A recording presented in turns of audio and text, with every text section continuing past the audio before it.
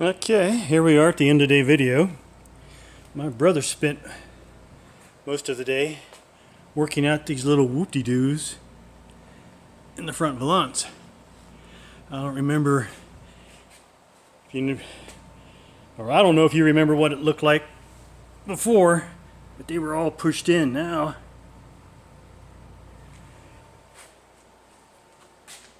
Now they're straight.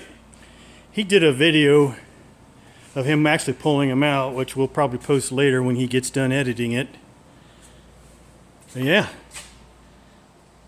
that thing looks sweet. Yeah, are you ready for it?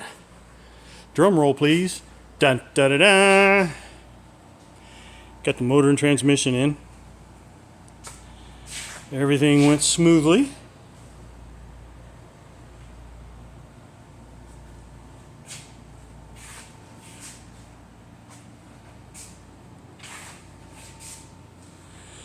So that's pretty much what I did today. I think that's it. Later.